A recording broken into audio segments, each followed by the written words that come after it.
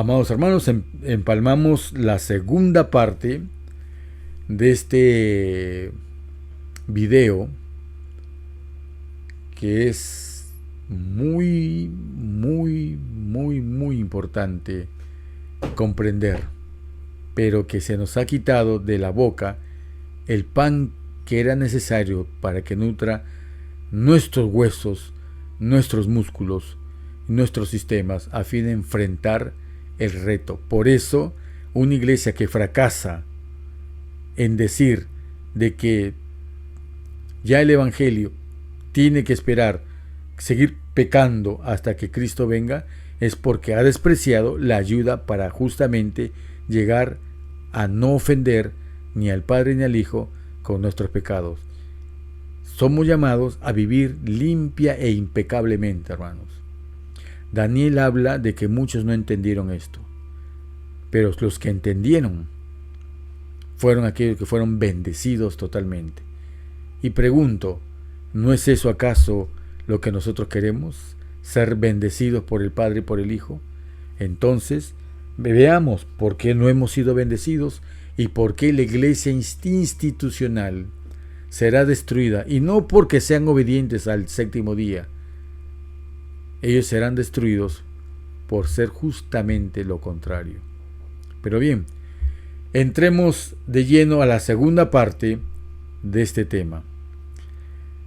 Nos quedamos en este párrafo de que así sancionó la ley que exigía ofrendas. Ok, dice acá, vamos a borrar esto, dice, si son realmente cristianos, ojo, recuerdan que hablé que hay algunos que dicen, ¿tú eres adventista? Bueno, vamos a ver si son realmente adventistas, pero yo digo que mejor que ser adventista es ser reconocido por Hijo del Eterno, y no con una credencial de bautizo, sino con una escrito en el libro de la vida. Y ahí es donde vamos nosotros, hermanos. Sin embargo, muchos que se llaman cristianos, si son realmente cristianos, dice la autora, están dispuestos, ¿qué cosa? A reconocer, ¿qué cosa? La sacralidad. Ojo, están dispuestos a reconocer lo santo y la importancia de los tipos sombríos. Ok. Entonces, ¿hablaríamos déspotamente de que es letra muerta o que está clavado en la cruz? ¿O hablaríamos reconociendo, siendo una ley concebida entre el Padre y el Hijo y finalmente dada al Hijo a Moisés para que pudiera mantener al pueblo lejos, y que si observáramos hasta el día de hoy por los tiempos que deba durar el plan de redención, si observáramos toda la ley de Moisés, estaríamos protegidos de la contaminación del mundo?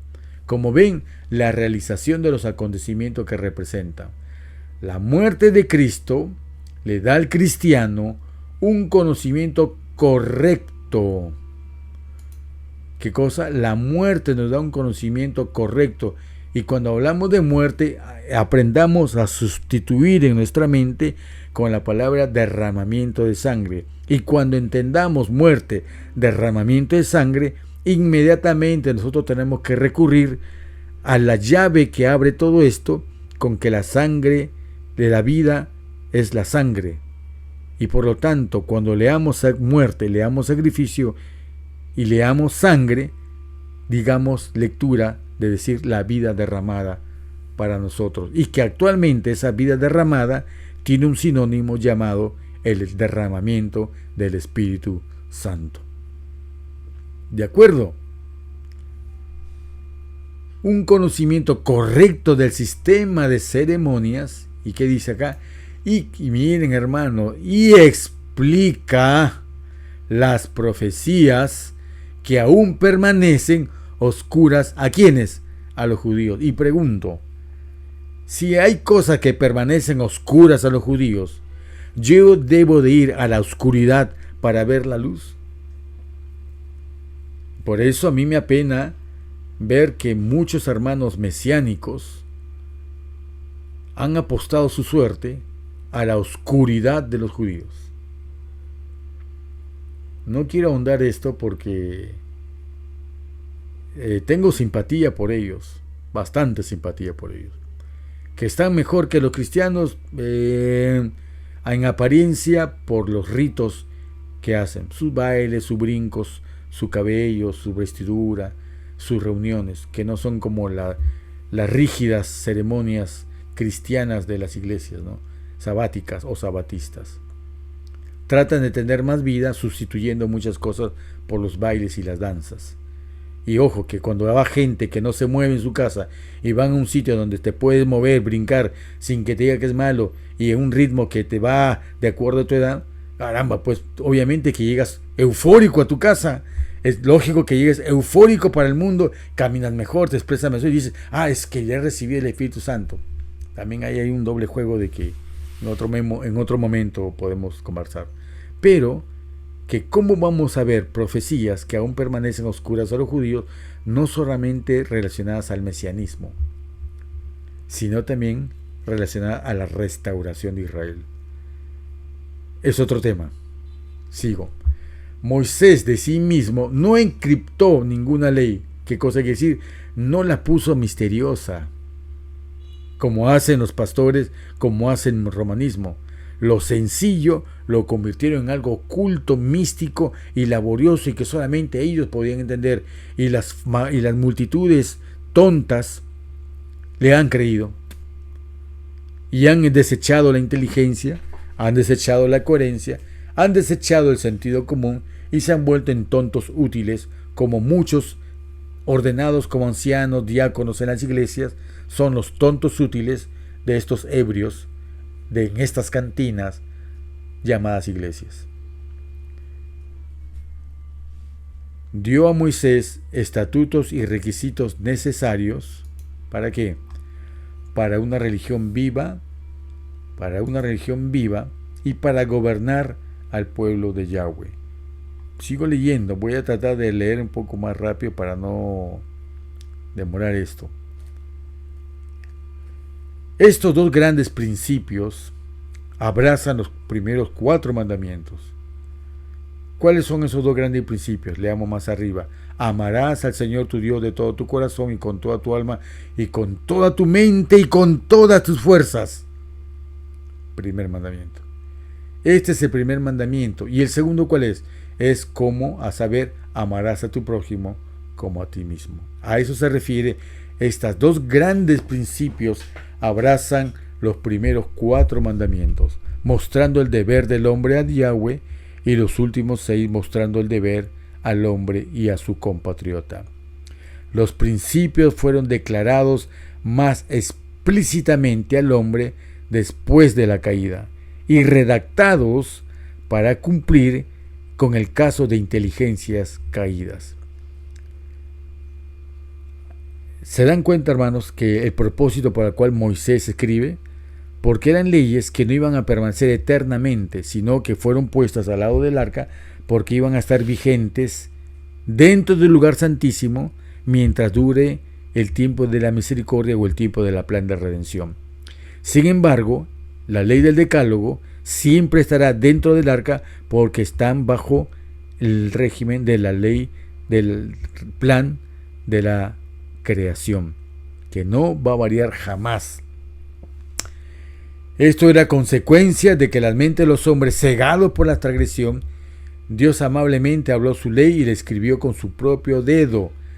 Usted, hablando de su propio dedo, ya que estoy en esta segunda parte y por lo tanto tengo algunos minutos que me puedo explayar y no voy a correr. Con respecto al Shabbat, hermanos, todos hemos leído que Daniel habla de un acontecimiento cuando Belsasar, el nieto de Nabucodonosor, llama a sus sirvientes y les pide traigan los vasos del templo de los judíos. Nadie se atrevió a decirle, oye, son útiles sagrados, los platos, los vasos, lo que quieres tomar, tráiganlos. El que se niegue lo mato. Ok, fueron, le trajeron los vasos y sobre esos vasos vertió el alcohol. Otra vez, la figura de la borrachera, la embriaguez. A Yahweh le enoja, es cierto, los que se permitieron ser, y esos pastores, que se permiten ser manoseados como si fueran títeres por sus superiores en hacer cosas injustas. Ellos son representados también en esos vasos que fueron destinados a ser de honra y se convirtieron en deshonra. Porque el rey de Roma, el babilónico de ahora, exigió de que se les instruya con alimento corrompido y con bebidas fermentadas espiritualmente. La mujer ebria da de beber esto a todos los demás, sobre todo al pueblo de Israel. No estoy hablando de otros pueblos, del pueblo escogido, del pueblo que pretende enseñar que guarda el séptimo día del cuarto mandamiento. A ellos. ¿Por qué digo esto? Porque en pleno auge de su fiesta, o sea, pasó tiempo en su fiesta, vino una mano y con el dedo escribió en la pared Menet Mene Tekel Uparsin. Terrible. La historia la saben, no la voy a explicar. Aquí vemos que hay otro acontecimiento en el pasado que también una mano escribe en tablas de piedra.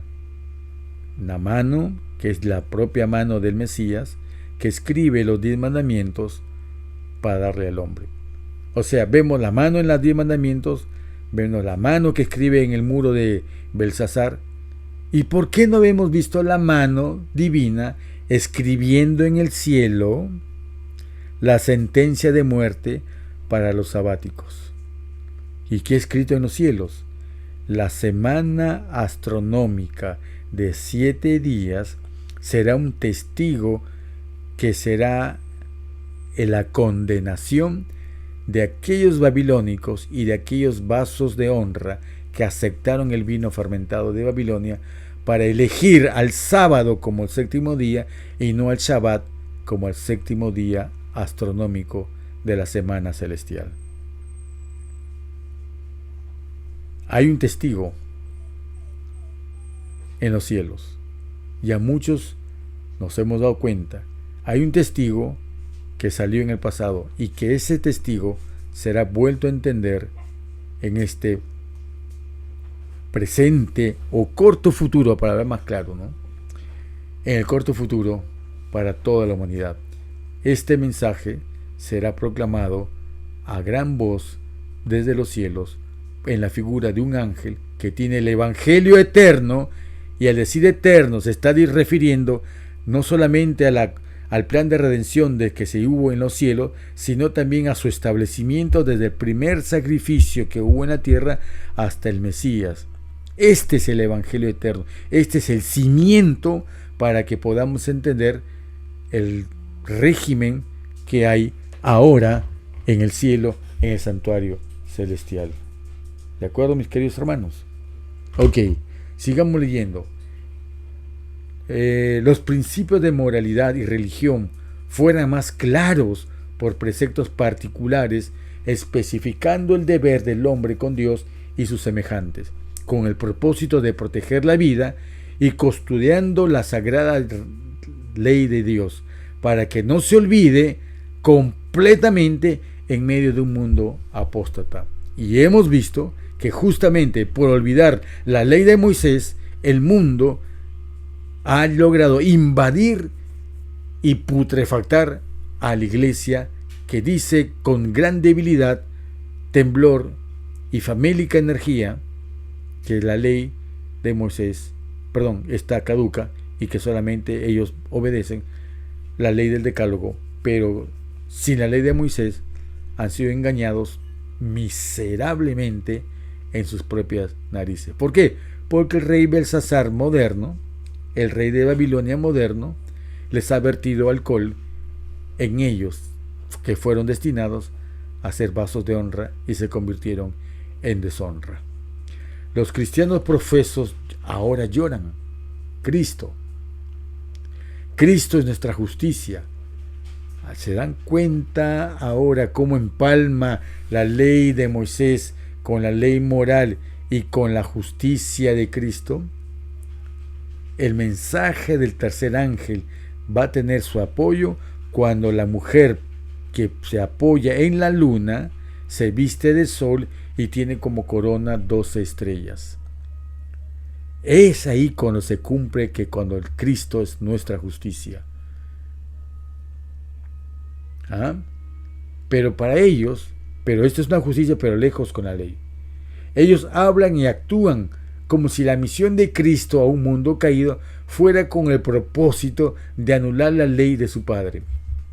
Y es así como enseñan los sabatistas, como enseñan los evangélicos, como enseña Roma, de que Cristo ha venido a anular la ley y hacernos libres de la ley. Ya no estamos bajo la ley, porque Cristo nos liberó. Él murió por nosotros. En otras palabras, mi padre maneja bien un carro, respeta la ley de tránsito, para que él, cuando yo maneje atropellando gente, pasándome la luz roja y alterando el orden, yo diga, no, ya mi padre está manejando bien, él obedece la ley, para que yo ya no obedezca la ley. Así de estúpidos son los que enseñan este tipo de evangelio. No podría esa obra haber sido tan bien ejecutada sin que el único amado del Padre viniera a este mundo y perdurable dolor, privación y de la vergonzosa muerte de la cruz. Claro que no. Miren lo que dice acá. Aquí vamos a ver cómo resaltamos esto. Miren. Los ministros predican que la expiación dio a los hombres la libertad de quebrantar. No, está feo esta forma. Voy a hacerlo así mejor. Ok. Los ministros predican que la expiación dio a los hombres la libertad de quebrantar la ley de Dios. Les dio la libertad de cometer pecado y luego alaban a la gracia, salvos por solo gracia, dice. Y hay adventistas que dicen que somos salvos por gracia y se han aceptado meter el dedo a la boca porque no explican entonces para qué está la ley. Y la gracia y la misericordia libres revelado a través de Cristo bajo el Evangelio, mientras desprecian la ley de Dios. ¿Saben yo cómo definiría a los adventistas? Cobardes. Sí, cobardes. Para justificar su cobardía han tenido que decir que creen un evangelio en el cual anula esto. Para no ser señalados como secta, pero es astuta la iglesia romana. Él sabe que es una secta, pero antes que le ganen, que le pongan la etiqueta y el rótulo, ¡pum!, comienza a señalar a los demás. Tú eres secta, secta, secta, secta. Y los evangélicos, sabiendo esto, también han heredado las pulgas de su madre y se adelantan a señalar a los otros como tú eres secta, secta, secta, secta. Y los tontos adventistas, por no ser llamados secta, por cobardes y no levantar y defender el evangelio tal como es, aceptaron en decir la ley de Moisés está caduca. Y miren lo que dice acá. Léanlo. Yo no voy a leer esto otra vez para no hacerlo tedioso este video, pero léanlo. No se refiere a cualquier persona. Está hablando de esto. Voy a cortar un ratito porque mi perro está que llama aquí. Gracias por la paciencia. He tenido que hacer una pausa. Mis pellitos se entusiasman también. Bueno, voy a volver a leer esta parte. Los ministros predican que la expiación... ¿Qué ministros? Vamos a ver qué dice su boca. Los ministros predican que la expiación dio a los hombres la libertad de quebrantar la ley de Dios y de cometer pecado. Y luego alaban la gracia y la misericordia libres reveladas a través de Cristo bajo el Evangelio, mientras desprecian la ley de Dios. Desecharon la restricción de la ley y dieron rienda suelta a sus pasiones corruptas y a los impulsos del corazón natural, y luego triunfan en la misericordia y la gracia del Evangelio. Eso me recuerda mucho al tufo que traen las vacas sagradas cuando predican. Tienen ese tufo. Bueno, Cristo habla a tales. Vamos a ver qué les dice. No todo, ¿qué dice? No todo el que me dice Señor, Señor, entrará en el reino de los cielos. Pero Señor, tú querías que bautice gente. No todo el que me dice Señor, Señor, entrará en el reino de los cielos. Señor, pero hicimos clínicas y universidades y dimos bastantes ofrendas para ayudar a los pobres. No todo el que me dice Señor, Señor, entrará en el reino de los cielos. Señor, llenamos estadios y convertimos a un montón de gente dura. No todo el que me dice Señor, Señor, entrará en el reino de los cielos, sino el que hace la voluntad de mi Padre que está en el cielo. ¿Cómo conocemos la voluntad de mi Padre que está en el cielo? A través de las leyes que nos ha dado. La ley, cuando hablamos de ley, está dignificada tanto la ley del Decálogo como la ley de Moisés. Solamente ha cambiado aquellas ofrendas de sacrificio, aquellas ofrendas agrícolas, aquellas penalidades y también aquellos momentos de que involucraba derramamiento de sangre, como en el caso de las circuncisiones. Ahí está todo lo que se puede concebir como ajustado. No ha cambiado la ley y el corazón de la ley es el Shabbat. Pero ¿cómo puedo vencer con la sangre de esos ritos que ha ocurrido? Y cómo la plantilla la debo entender ahora. Y como dijimos, en esa plantilla, al leer el Antiguo Testamento y vemos la plantilla de los sacrificios, donde dice sacrificio, donde dice muerte, dice sacrificio. Donde dice sacrificio, dice sangre. Donde dice sangre, en vez de sangre, coloquemos la palabra vida. Y después, cuando leamos la palabra vida, leamos en esa palabra la palabra Espíritu Santo. O sea, en cada oportunidad que había sacrificios, hay para nosotros abundancia de vida y abundancia y derramamiento de Espíritu Santo para nosotros. Esa es la manera como nosotros debemos leer y entender la ley que el Eterno ha puesto en nosotros. ¿Cuál es la voluntad del Padre? Que mantenemos sus mandamientos. Cristo, para hacer cumplir la voluntad de su Padre, se convirtió en el autor de los estatutos. Por eso le dice, el Mesías le dice a los judíos, todo aquel que quiera conocer de mí, tiene que ir a Moisés para entenderme. Pero qué curioso que la plantilla para entender al Mesías se es quitada de la mano de los teólogos, y entonces fácilmente viene el Nabucodonosor moderno, viene el Belsasar moderno, toma los vasos de honra y los llena de alcohol. Y hacen una fiesta llamada ecumenismo.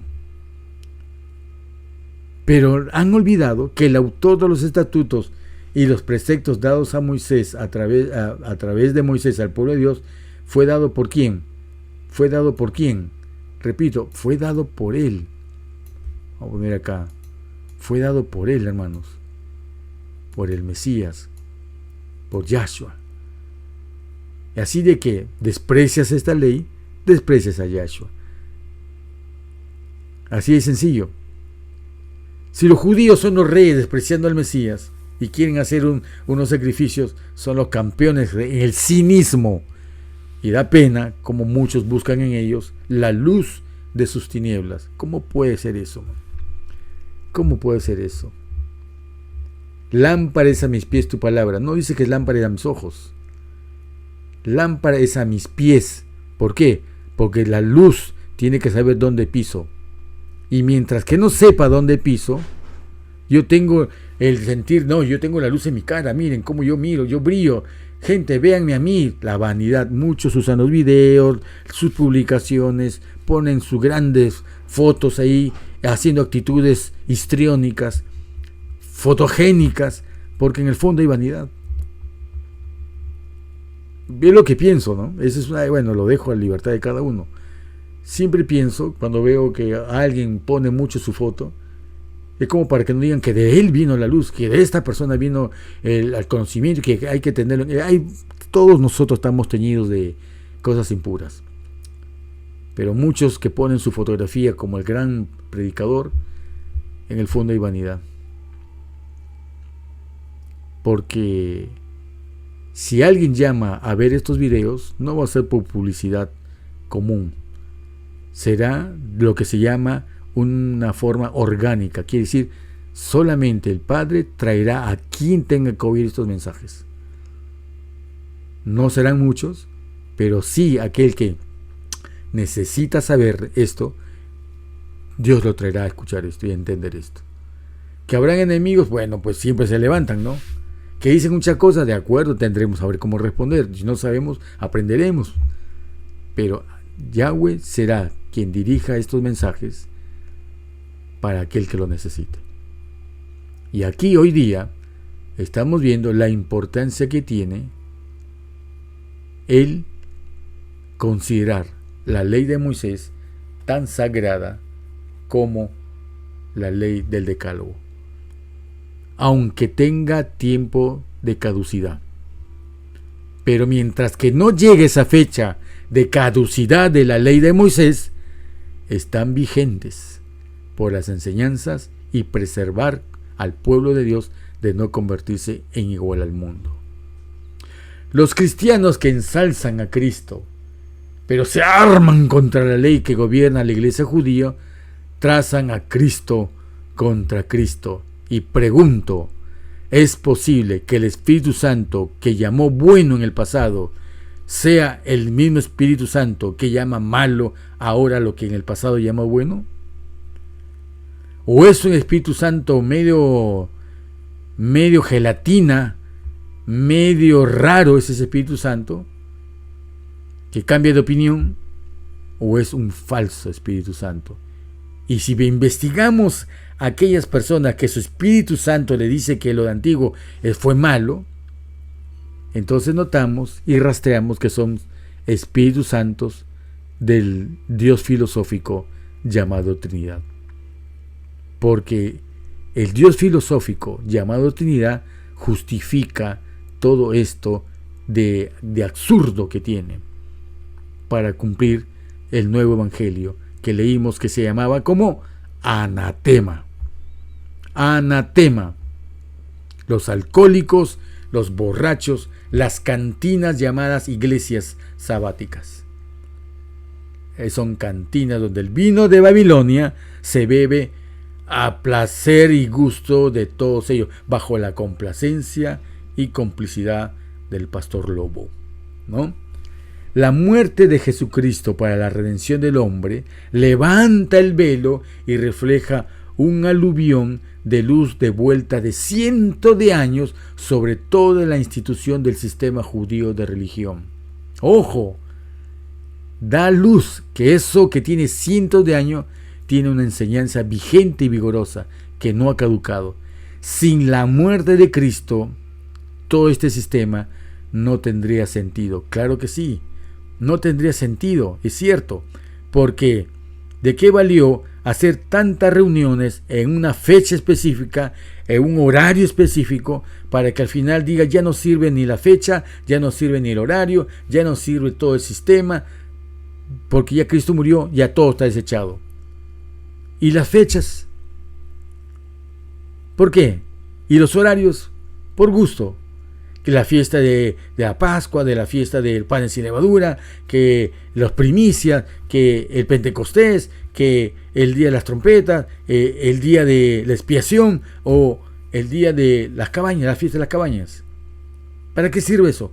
Sin embargo, la iglesia nominal, que ahora que recibe este mensaje, que es para ellos en primer lugar, que al desecharlo, bueno, los disidentes hemos recogido lo que ellos han desechado y nos vamos beneficiando de esta gran bendición, vemos que ellos sí respetan el 22 de octubre de 1844 como el día de la expiación y que todos los años les importa un recordatorio así simplón, como que pasa una pincelada y sin saber que no fue el 22 de octubre. Lo que fue en un día, el día 10 del mes de Tisri, en donde ocurrió esto. Y todos los años en el sistema gregoriano no cae 22 de octubre. Si fuese así, que también está bajo revisión. Sigamos entonces leyendo, amados hermanos. Ya estamos terminando. Ellos, los judíos, dan tanta importancia a la ceremonia sombría de tipos que han encontrado su antitipo, como hace con la ley de los mandamientos, que no era una sombra, sino una realidad tan duradera como el trono de Yahweh. La muerte de Cristo eleva al sistema judío de tipos y ordenanzas, mostrando que eran de nombramiento divino. ¿Y con qué propósito? ¿Será por eso que hay disidentes cuando estudian este tema tienen más fe y vigor que los nominales? Porque cuando uno estudia estos temas, hermanos, se mantiene la fe viva en los corazones de su pueblo. Yo doy fe de que cada vez que nos reunimos en las fiestas que hablaba en el santuario, nuestros corazones se llenan de ese gozo, de ese entusiasmo, de ese santo sentir, tan igual como intuyo que sintieron los jóvenes en el camino de Emaús. Pero yo no puedo, y entiendo bien lo que vamos a leer ahora, que yo, por más que yo lo sienta, no puedo transmitirle a otro, porque para que el otro pueda entenderme lo que yo siento y vivo, tendría que hacer lo mismo que yo hago para decirme ahora, es cierto, esa fruta que me has dado a probar no la podía entender a través de palabras, tenía que comerla para saber que realmente ya sé lo que se siente degustar del pan de vida del Mesías. Ahora entiendo mejor el rito de la ordenanza de la cena, cuando dice comed mi pan y beber el vino, porque esta es mi vida y esta es mi muerte. Le entiendo mejor. Tiene un propósito que realmente vivifica desde la última fibra de mi ser, pero que es imposible darle a otro, por muy entusiasmo y locuaz que pueda ser, si el otro no lo hace. Pero el otro no lo hace porque se le han enseñado, eso está caduco.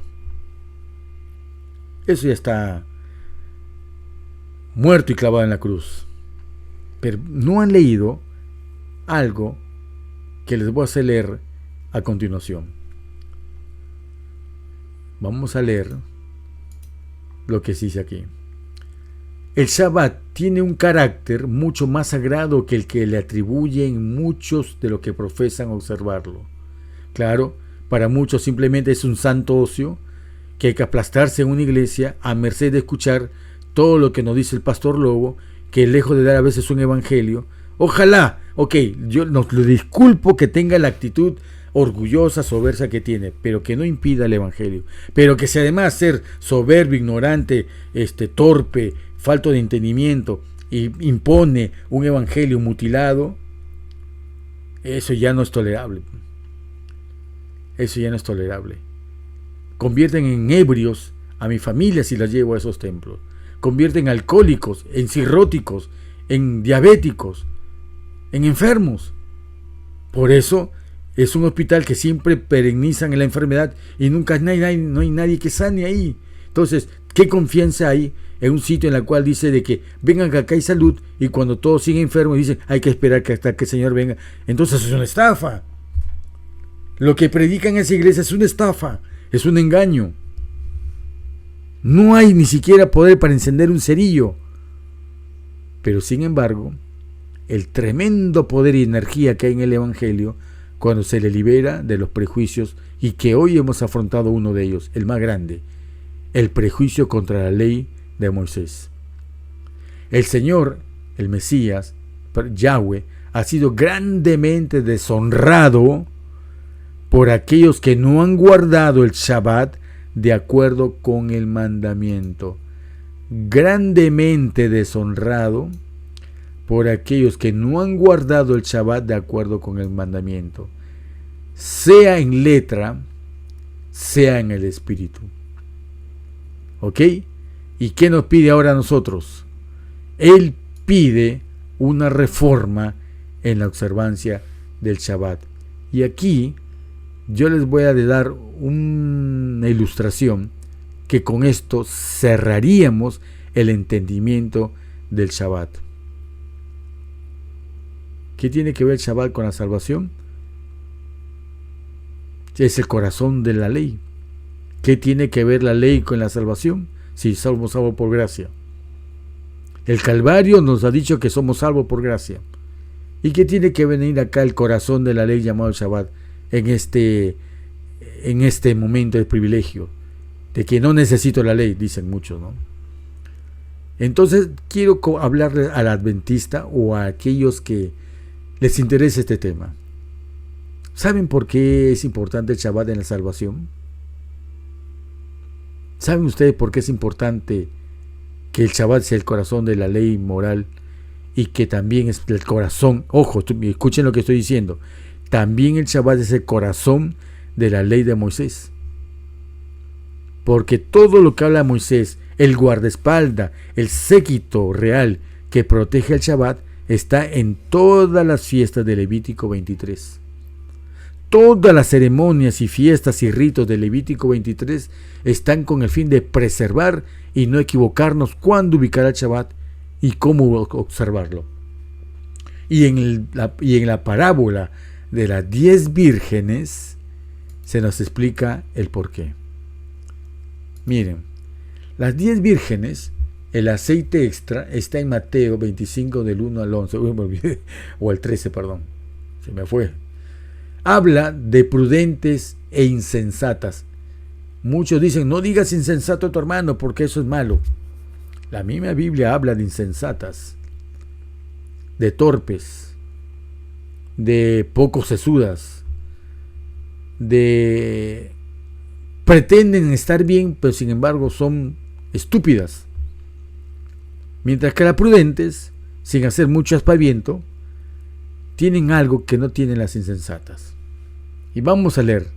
Ambas tienen lámpara, ¿cierto? ¿O es otra lámpara la que tienen?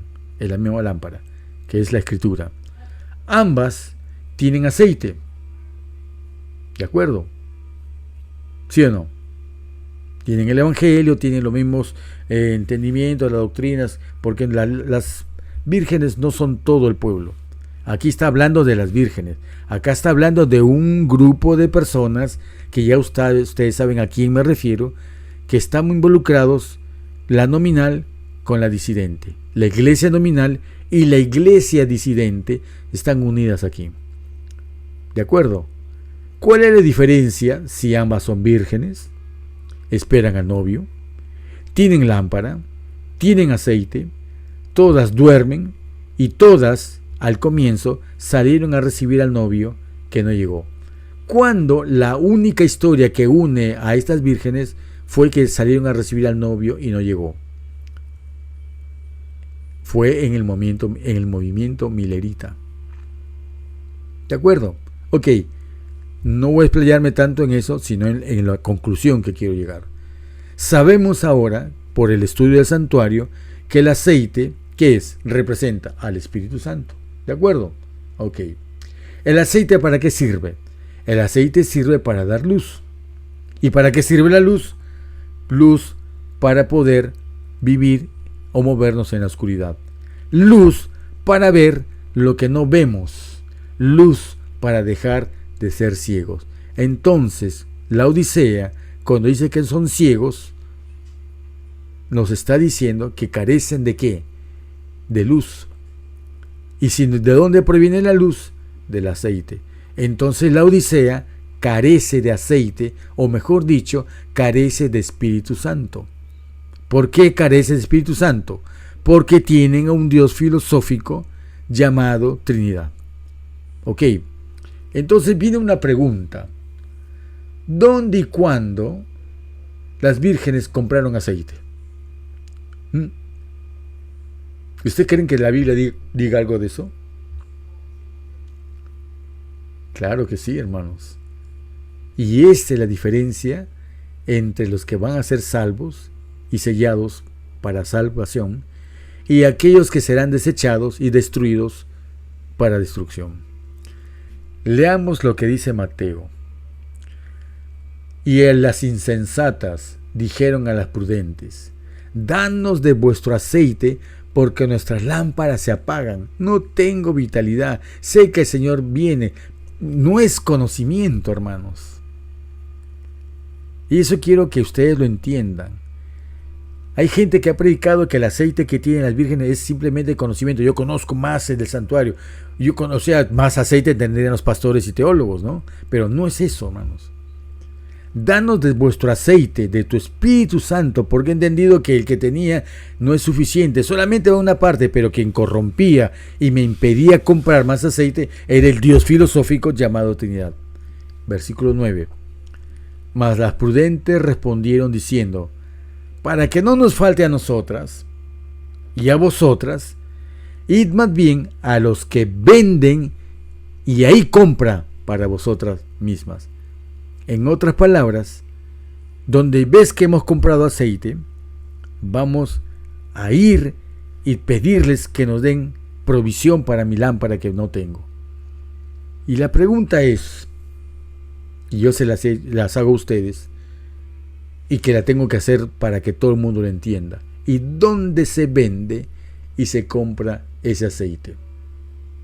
La clave ya se las he dado para entender esto. Cuando leamos el Antiguo Testamento, cuando leamos en la ley de Moisés, que hay muerte, hay sacrificio. Donde hay sacrificio, hay ¿qué cosa? Derramamiento de sangre. Donde hay sangre, hay ¿qué cosa? Según la propia interpretación de la Biblia, la sangre es sinónimo de vida. Y donde hay vida, ya hemos entendido por el Mesías que se refiere al Espíritu Santo. Entonces, el aceite, ¿dónde se compra y se vende? Donde hay sacrificios. Por eso muchos no entienden que lo que ocurrió en el santuario, solamente se ha quitado los sacrificios de animalitos, pero todo el sistema era una imitación de lo que se hace en el cielo. Es decir, que los horarios y las fechas de los sacrificios que se hacían en la tierra son las mismas fechas y horarios que se hacen actualmente en el cielo. Por eso la mujer está parada sobre la luna. La luna indica toda la sincronización con la ley de ¿quién? Con todas las festividades del santuario. Respuesta: en todas las ocasiones donde el Antiguo Testamento indicaba que había instrucciones de sacrificios, es ahí donde todos nosotros tenemos que estar para poder recibir cuando las puertas del cielo se abren para que el hombre suba a la atmósfera y sea bendecido con el Espíritu del Padre y del Hijo. ¿Dónde está eso? Ezequiel 46, del 1 al 3. Hermanos, vamos a desechar las festividades del santuario porque dicen que es letra que ya fue caduca, o vamos a considerar, es la palabra más suave que digo, considerar que en esas fechas donde había sacrificio son las mismas fechas que se abre el santuario en el cielo para que sea derramada en abundancia el Espíritu Santo en nosotros. Bendito sea el Padre que nos ha dejado entender esto de la ley moral con la ley de Moisés. Son una sola ley y que se explica y se protege. El Shabbat es cuidado, es resguardado, es protegido por todas las festividades de Levítico 23. Por lo tanto, así como son astronómicas y agrícolas todas las festividades de Levítico 23, los tiempos de convocatoria de los Shabbat también son astronómicos y tienen que ver mucho con los puntos agrícolas, porque es la forma como el Padre diseñó nuestro mundo. El Shabbat es astronómico, hermanos, y Yahweh nos bendiga. Esperemos el próximo video. Amén.